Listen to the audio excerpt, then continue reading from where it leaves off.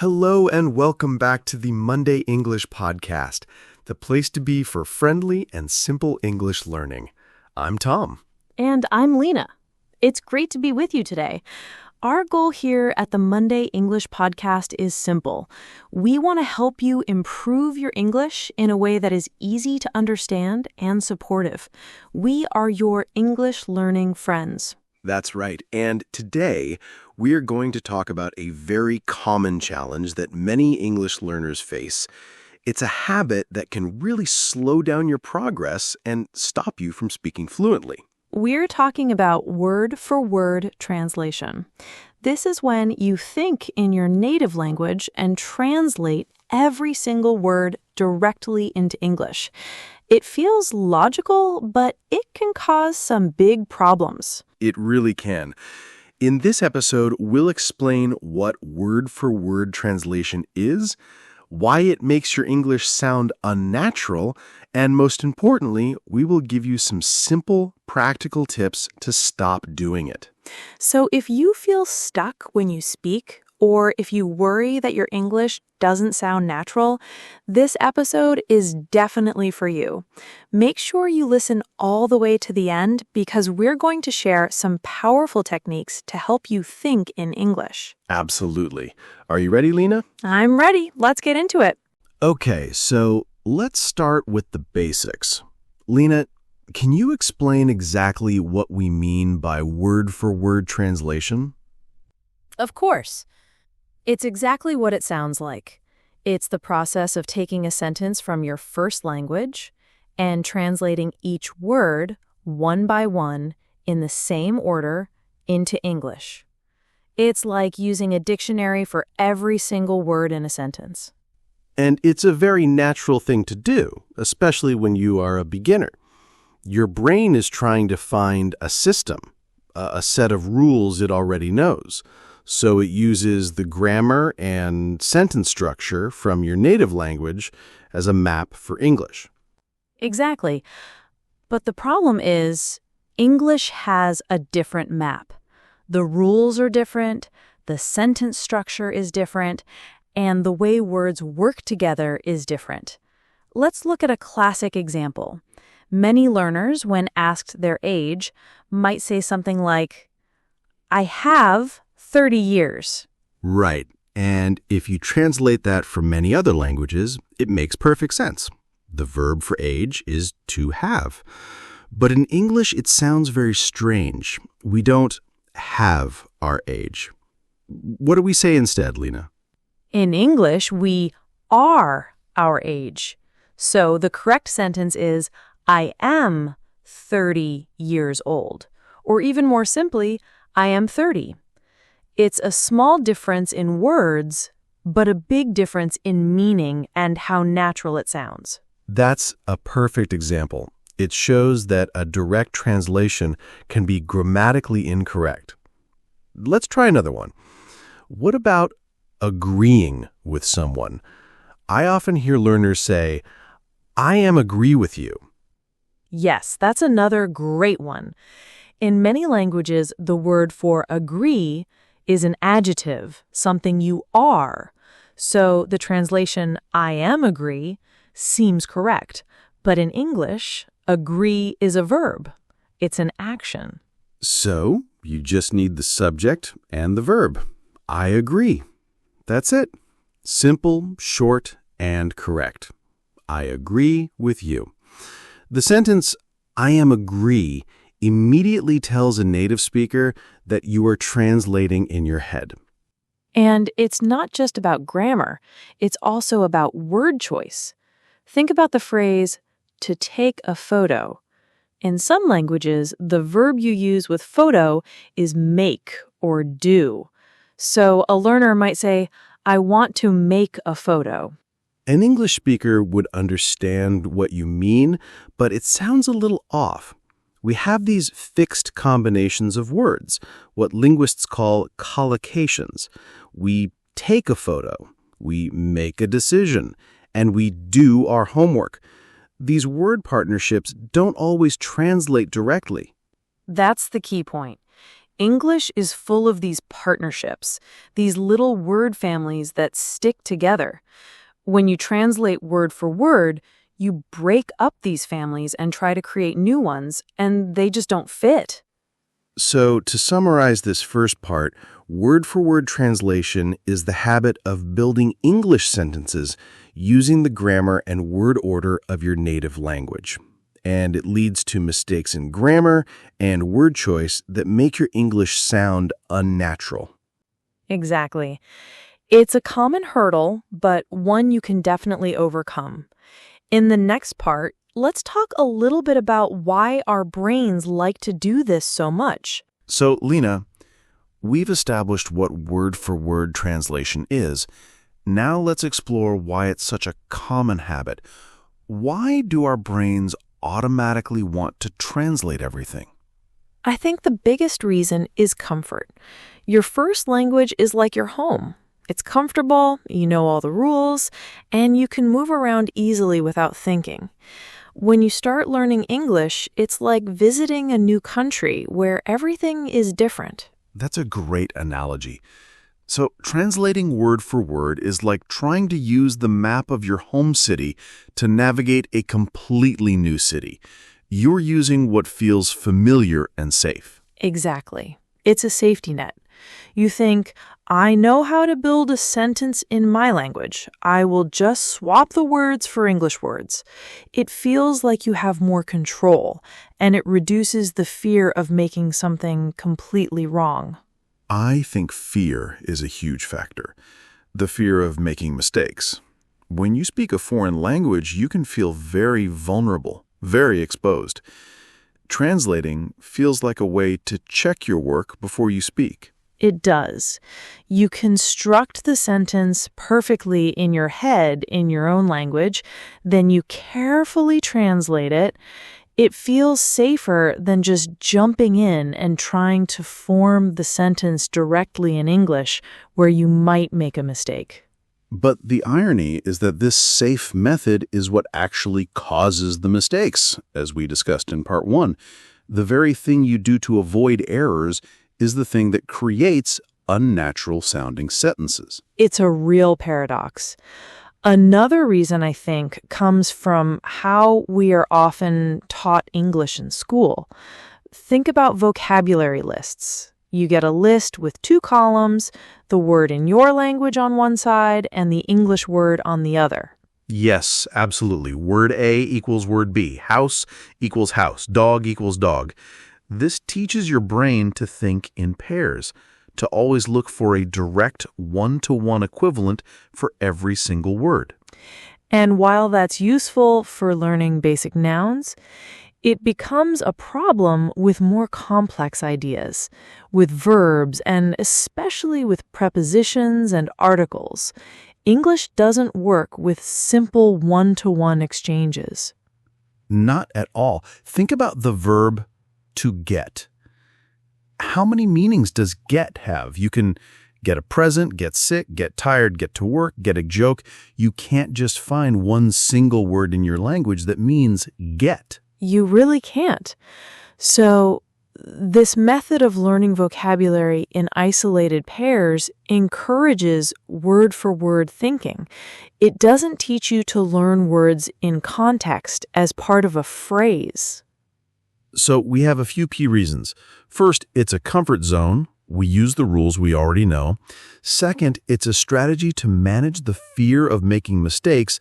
And third, our early learning experiences often train us to think this way. Understanding these reasons is really important. It helps you to be kind to yourself. You're not doing it because you're a bad student. Your brain is just trying to help you in the only way it knows. That's a wonderful point, Lena. It's not a character flaw. It's a logical processing step that you need to learn to bypass. It's a habit. And the good news is that any habit can be changed with practice and new strategies. Which is exactly what we're going to talk about later in the episode. But first, let's dig deeper into the specific problems that this habit causes. Why is it so important to stop doing it if you want to become a fluent speaker. Okay, so we know what word-for-word translation is and why we do it. Now for the most important part, the problems it causes. This isn't to make anyone feel bad, but to motivate you to change the habit. Let's call this the why you should stop section. Problem number 1, Lena? Problem number 1 is the one we've already touched on. Your English sounds unnatural and confusing. When you translate directly, you often use the wrong prepositions, the wrong word order, or the wrong word combinations. We mentioned I am agree and make a photo. Right. It's like you're giving the listener all the right ingredients for a cake, but you're putting them together in the wrong order. You have flour, sugar, and eggs, but you're not making a cake. You're just making a mess. That's a perfect way to put it. The listener has to work extra hard to understand you. They have to mentally retranslate your sentence back into correct English. For example, if a student says, I look forward to see you, a native speaker hears that and mentally corrects it to, I look forward to seeing you. It creates a little bit of a barrier. A barrier, exactly. Let's move on to the second major problem, which I think is the biggest obstacle to fluency. It makes you speak very, very slowly. Oh, absolutely. Can you walk us through the mental process that happens when you're translating in your head? Sure. Imagine someone asks you a question in English. Here's what your brain does if you're a word-for-word translator. Step 1, you hear the English question. Step 2, you translate that question into your native language to make sure you understand it. Step 3, you think of the answer in your native language. Step 4, you translate your answer back into English word by word. Step 5, you finally speak. That's 5 steps. It's exhausting just listening to that process. A fluent conversation happens much faster. It should just be step 1, hear the English question. Step 2, think of the answer in English. Step 3, speak. Precisely. The translation process adds at least 2 or 3 extra time-consuming steps. This is why you might feel that you can't keep up in conversations. It's not that your English is bad, it's that your mental process is too slow. You're always a few seconds behind everyone else. And that can really hurt your confidence. You feel like you're always pausing, searching for words, but you're not searching for English words. You're busy translating. Exactly. Which brings us to problem number 3. It can lead to major misunderstandings, especially with idioms and expressions. Yes, this is a fun one. English is filled with idioms. For example, if my boss gives me a new project and says, it's a piece of cake, what does that mean? It means it's very easy. But imagine translating that word for word. You'd be very confused. Why is my boss giving me a piece of cake? We're in an office. There is no cake. Or if a friend is telling you a secret and says, don't spill the beans, translating that directly would be nonsense. You have to understand the whole phrase, the whole chunk of meaning. Word-for-word translation completely fails here. It does. And this leads us to the final big problem. Problem 4. It limits your ability to express yourself. It traps you. How so? Well, if you rely on direct translation, you can only say things that have a direct equivalent in your language. You are limited by the vocabulary and structures of your native tongue. You can't use the unique richness of English. That's so true. For example, in English, we have many, many ways to say something is very good. We can say it's amazing, fantastic, incredible, awesome, brilliant, superb. The list goes on. But if in your language you typically just use one word for very good, you will always search for that one direct translation. You miss out on all the nuance, all the different shades of meaning that make English so expressive. You get stuck in a small box. So to recap the 4 big problems, 1, it makes you sound unnatural. 2, it dramatically slows down your speaking. 3, it causes misunderstandings with idioms and expressions. And 4, it limits your ability to express yourself. It traps you. That's a pretty strong case for breaking the habit. The good news is you can. It just takes a new approach and some consistent practice. I agree. So after the break, we are going to dive into the solutions.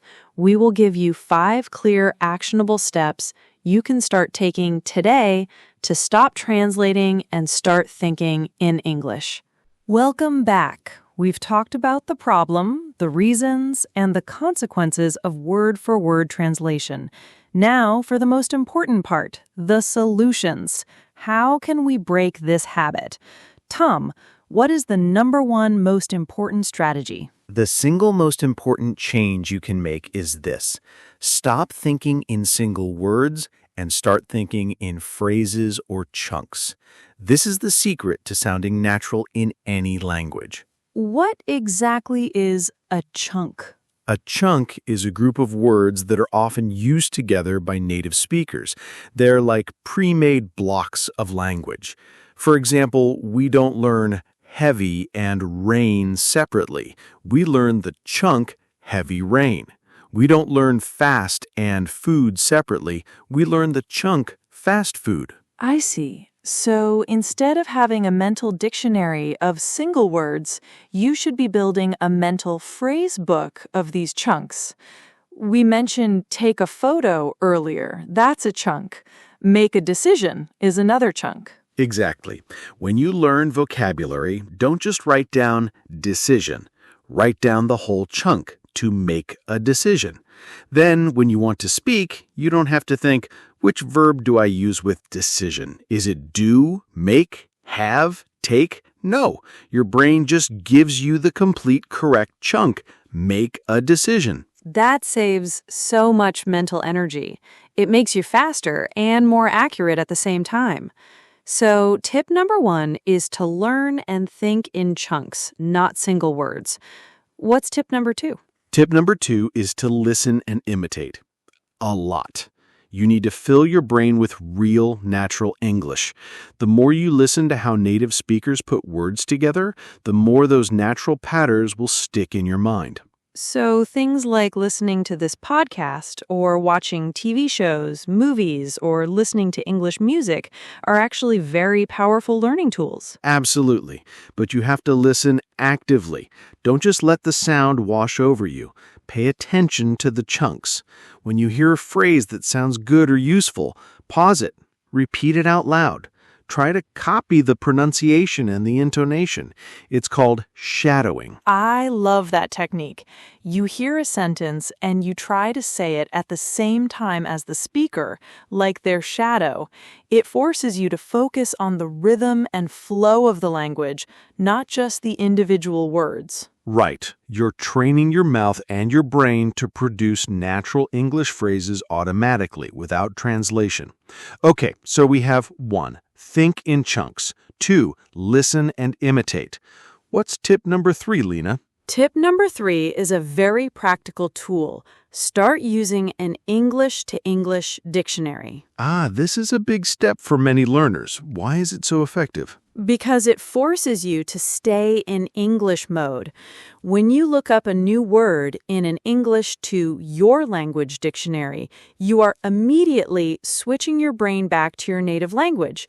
You find the translation and you reinforce the idea that this English word equals this word in my language. And that reinforces the word-for-word translation habit. But with an English-to-English dictionary, like the Cambridge or Oxford Learners Dictionaries online, it's different. It is.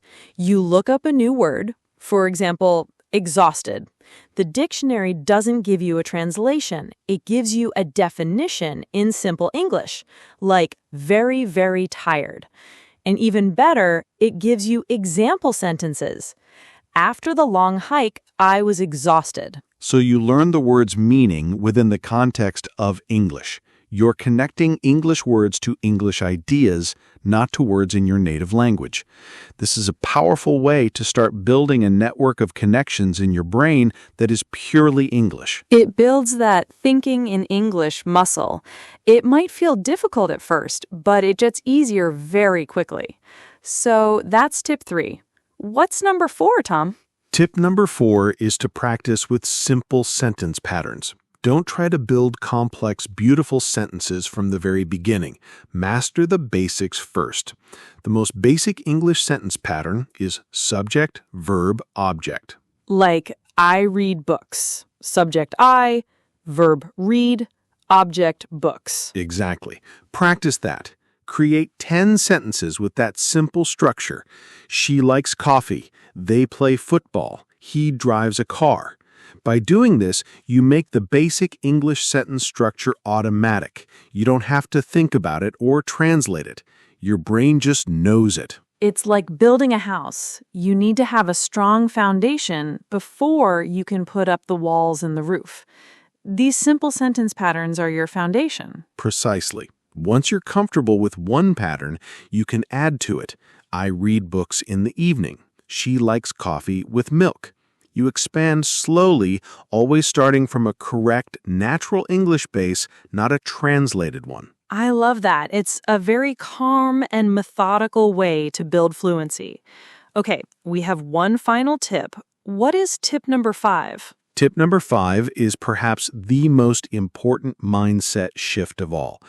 Don't be afraid to make mistakes. Let go of the need to be perfect. This is so important. As we said, the fear of making mistakes is a huge reason why people translate. They want to say everything perfectly. But fluency is not about perfection.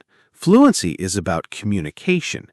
It's better to say, I go to beach yesterday, which is grammatically wrong but perfectly understandable, than to stand there silently for 30 seconds while you try to translate the perfect sentence in your head. Absolutely. The mistake, I go to beach yesterday, is a good mistake. The listener understands the person, the place, and the time. Communication was successful. The grammar can be fixed later. The silence of translation achieves nothing. So give yourself permission to be imperfect. Try to speak. Try to use the chunks you know. If you make a mistake, it's okay. It's part of the process. Every mistake is a learning opportunity. The goal is to communicate, not to translate. What a great way to finish.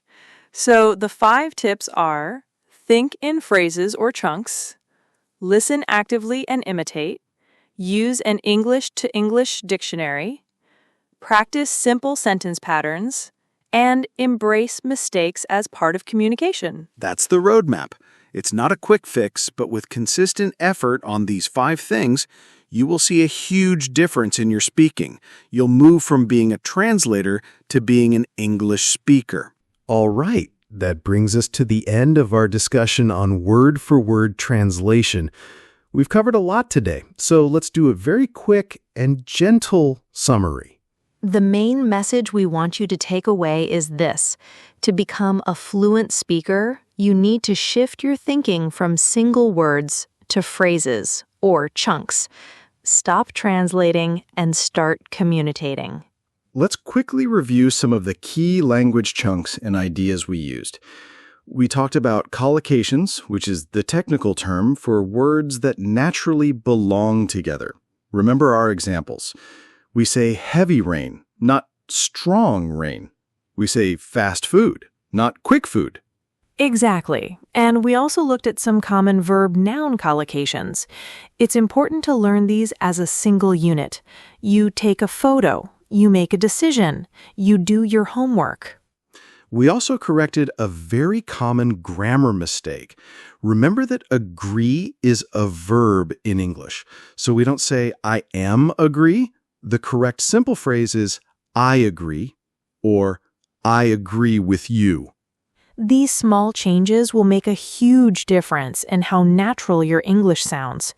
The goal is to make these correct phrases automatic, so your brain doesn't have to work so hard when you speak. We truly hope this episode has been helpful and has given you some clear, practical steps to follow. Learning to think in a new language is a journey, not a race. Be patient and kind to yourself. If you enjoyed this episode and found it useful, please consider subscribing to the Monday English podcast on whatever platform you're using. That way, you'll never miss an episode. And if you know another English learner who struggles with this, please share this episode with them. You can also support us by leaving a comment or a review. We'd love to hear from you.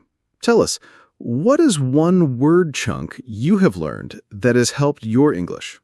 Thank you so much for spending your time with us today. Keep practicing, keep listening, and remember that every step forward, no matter how small, is progress. That's right.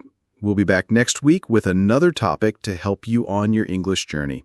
Until then, take care. Bye for now. Goodbye, everyone.